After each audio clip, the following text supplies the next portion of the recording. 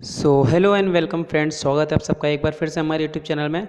दोस्तों, जैसा कि आप सभी लोगों को पता है, आरआरबी एएलपी एंड टेक्नीशियन का जो रिजल्ट आया था 5 अप्रैल को, वो दोस्तों कैंसिल कर दिया गया था।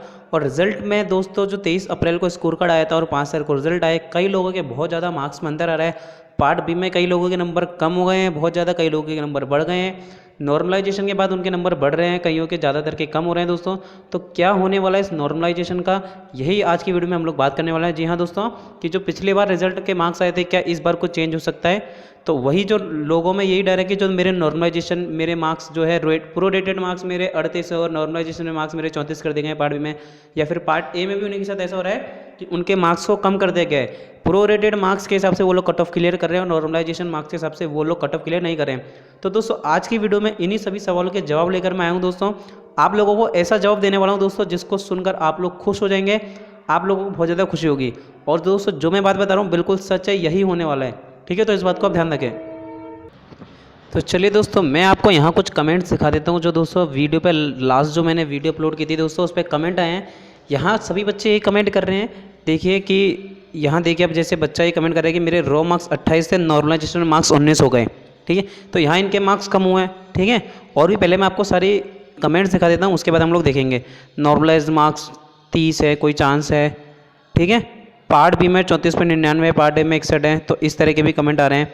मेन जो कमेंट पे हमारा फोकस है, देखिए जैसे इस तरह की कमेंट है कि सर पहले स्कोर कार्ड में मेरा नॉर्मलाइजेशन मार्क्स 35.257 था, लेकिन रिजल्ट आया तो उसमें मेरे मार्क्स 34.9132 कर दिए।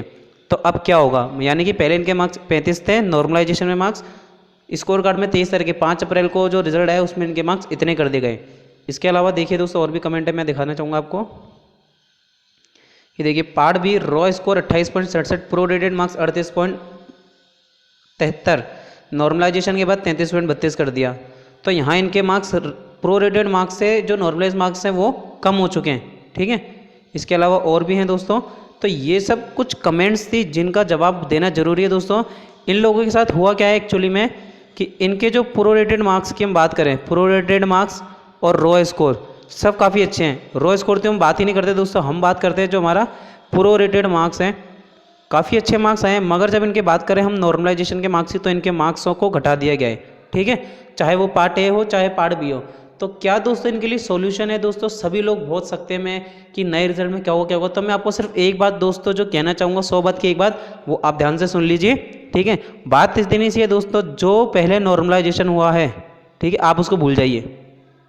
क्या समझे, चाहे वो पार्ट ए हो चाहे पार्ट बी हो, जो भी नॉर्मलाइजेशन हुआ है आप उसको भूल जाइए। नॉर्मलाइजेशन के मार्क्स चाहे आपके कितने भी हो, चाहे आपके 50 के 75 हो गए तो आप भूल जाइए, और चाहे आपके 75 के 50 हो गए तो भी वो नंबर आप भूल जाइए। क्योंकि दोबारा रिजल्ट आएगा तो प्रोरेटेड मार्क्स जो थे आपके, उसमें हो सकता है कि 1-2 नंबर का फर्क आए, मगर नॉर्मलाइज मार्क्स में दोस्तों किसी भी तरह से फ़र्क बहुत ज़्यादा आ सकता है।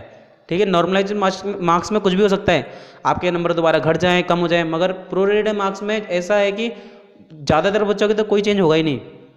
सिर्फ कुछ बच्चे जिनकी आंसर की में या स्कोर कार्ड में गलतियां हैं उनके चेंज होगा, बाकी किसी भी बच्चे के चेंज नहीं होगा।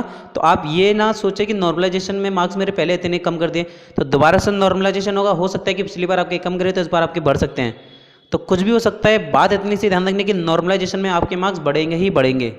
ठीक है, ये भी नहीं है कि घटेंगे, मगर पिछले वाला नॉर्मलाइजेशन को भूल जाइए, पिछले वाले नॉर्मलाइजेशन को भूल जाइए। ठीक है, बार बार आपको कह रहा हूँ, पिछले वाले नॉर्मलाइजेशन को भूल जाइए। इस बार जो नॉर्मलाइजेशन होगा सिर्फ आप उसको ध्यान रखना है। ठीक है, सो आई होप दोस्तों आप लोगों को आपके सभी आंसर के जवाब मिल गए होंगे।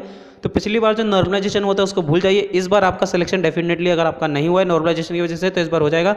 आपके मार्क्स कम थे तो बढ़ भी सकते हैं, और उतने के उतने रहे, दोनों चांसेस है, मगर नॉर्मलाइजेशन दोबारा होगा, ये मैं आपको बता रहा हूँ। ठीक है, तो पिछली बार के नॉर्मलाइज स्कोर को भूल जाइए। आपको क्या करना है, जो नॉर्मलाइज स्कोर था उसको आपको पिछली बार वाले को भूल जाना है। ठीक है, इतना सा करना है आपको और आपका काम हो जाएगा। ठीक है, सो आई होप दोस्तों वीडियो पसंद आई तो वीडियो को ज़्यादा से ज़्यादा लाइक करें, अपने सभी दोस्तों को शेयर करके बताएं। अपना ही चैनल है, चैनल को जल्दी से सब्सक्राइब करके बेल आइकन पे क्लिक कर दे दोस्तों। सो थैंक यू दोस्तों, मिलते हैं अपनी नेक्स्ट वीडियो में किसी और इंटरेस्टिंग टॉपिक के साथ।